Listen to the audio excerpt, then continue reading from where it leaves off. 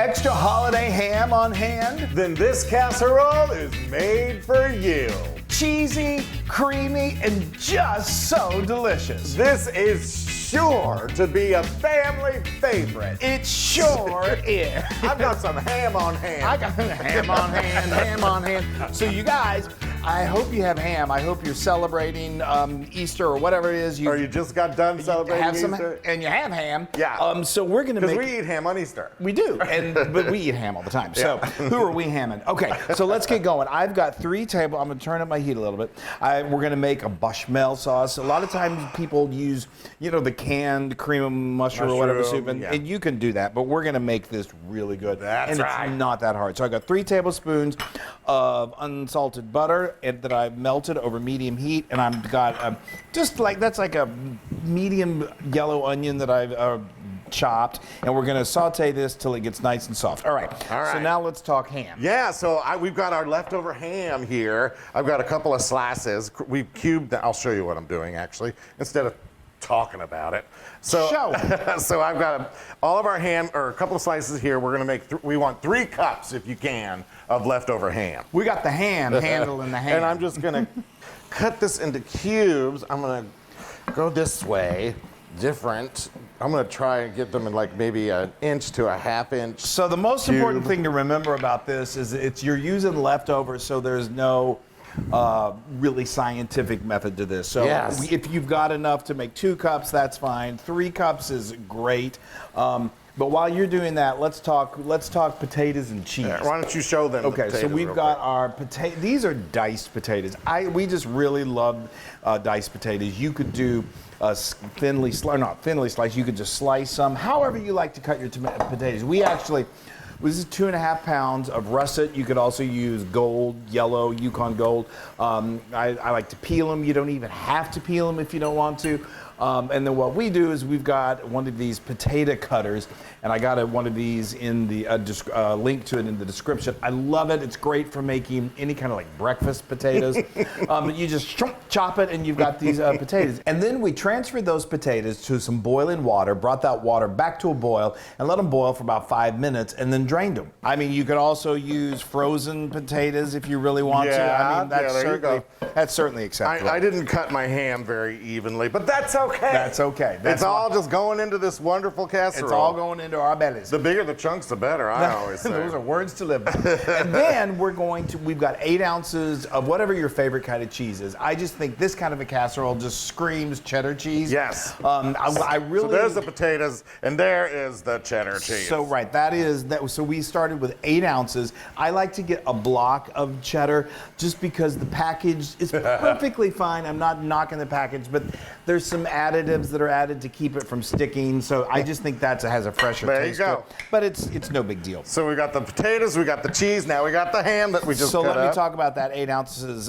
Did I say that I shredded it in our? Yes. I did. Okay. Yeah. Sorry, I'm mesmerized. Oh, maybe you didn't. I don't know. Oh. But anyway, you shred it however you want, and then I'm going in. We're going that. So that's going to be about 2 cups of cheese, and so we're using 1.5 cups, and you can eyeball this.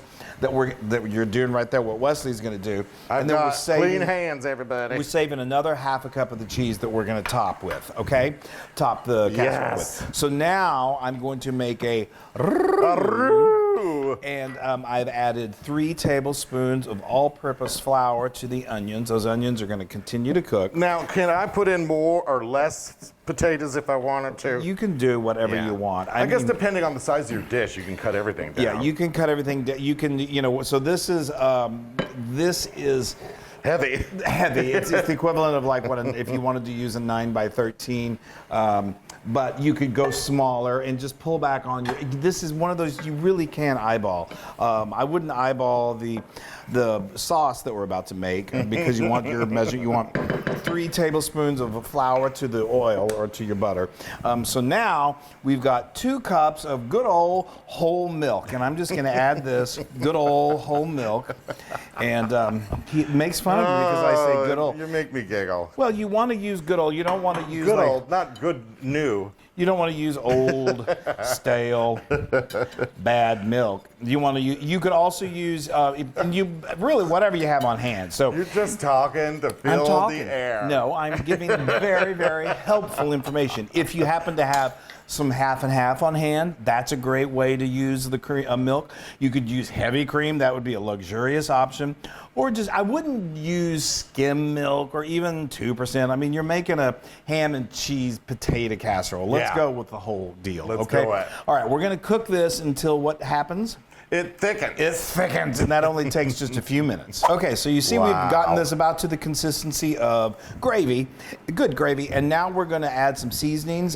You can add your favorites. I think we've got a half a teaspoon of dried mustard and a half a teaspoon of garlic powder. I think that's perfect. I think that's a good flavor combination. And then we need some salt, so we're going to do about a teaspoon of salt and a half a teaspoon of black pepper.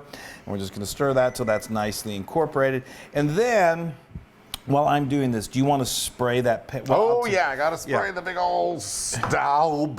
Oh, this thing is cast iron. It's sturdy. Let's just say that. Okay, so now this is nice and thick. While you're doing that, I'm just going to pour this in. Go for it. You can do this. You can mix this all up in your pan if you want. But we like to get it good and mixed up. Plus, when you do it in the pan, I don't know. I'm used to making a nice presentation. Well, because it'll get everywhere. You can get a little sloppy, but you also you do want to make sure you get everything nicely coated so it cooks evenly. Look at that, you guys. Oh, that is the real deal. Ooh-wee. And this thing is so good. I mean, it is so fulfilling. You could just serve it for dinner with some like dinner rolls and breakfast. And I'm you telling can serve it for breakfast. It really hits all the right notes for just making you happy. I always say it's like something that you'd get like a good old country bed and breakfast. It's just so. You know what we haven't made for the blog yet? What have we not made? That ham and cheese pie that you use with some leftovers. Oh, yes, with croissant rolls. Yeah. Okay. All right, I'm pouring this in. Actually, you could use your easy pie crust too when you do that. We could. So hopefully when you're watching this, you're getting ready to have maybe a big old Easter feast, and you don't have to think, other than ham sandwiches, what else can I do with all this ham? I know, and ham sandwiches are just boring. They're delicious. What are you talking about?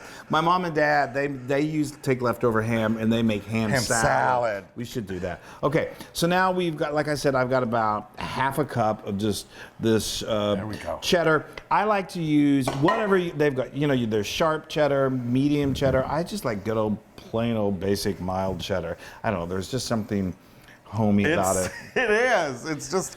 It's delicious. Just reminds you of your mother's cooking or something like that. Down home. Yeah. Okay, we got our oven preheated to 350 degrees, and this is going to bake till it's golden bubbly, and that's about 45 minutes. Okay. Watch out! Oh, the smell is just so good. I love it. Oh boy, look at that. It's molten lava. Wow.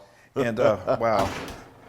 That is, it just smells so good. And that bechamel, normally what I would recommend is letting this rest because it's the surface of the sun. But Wesley said, no, we can do it. But it does. Well, it's doing it right now. It does settle pretty quickly, and it cools enough to, to a boil after. While we're waiting, let me just also say about these potatoes. You may be thinking, that step of having to parboil them may seem like a hassle. Right. You don't have to do that. You can just you can skip that and mix it all together, but you just need to bake them longer. You want to get those potatoes nice and soft. So I would let it go. Again, depending on how thick your potatoes are, but probably an hour to an hour, 10 minutes, maybe 15. Again, it just depends on how thick they are. We have our potatoes dauphinois, which are our French au gratin potatoes. Yes. That hopefully you made for Easter. For Easter, they're amazing. And those I don't parboil, and they bake in cream. And then they go for about an hour 15. So, come on over. Okay, Sam. All right. I'm bringing you Sam. Okay, Uncle Play Sam. it again, Sam. Yeah. Oh, my. Okay. We had some relatives over just yesterday, and we had a batch of this and made it for them. And to say they were happy is yes, they loved it. It was some Loons. Yeah, it was some other Loons. It was Uncle Myron. Uncle Myron and Cousin Tanya. Cousin Tanya. Hi, guys. they're out on like a little road trip around the country. Yep. And they swung by Texas to see us, and we were so happy. All right, I've killed enough time to try and.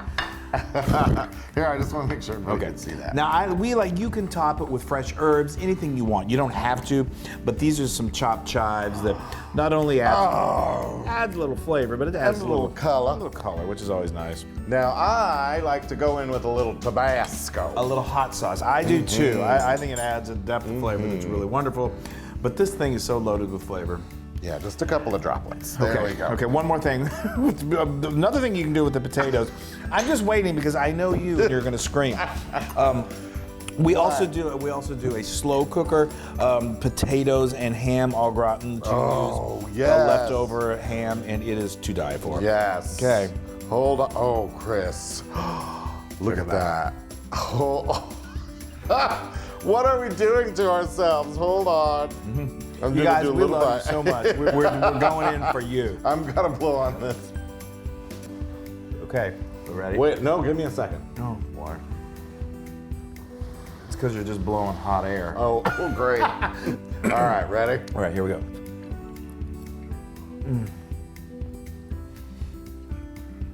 Wow. So good. Oh.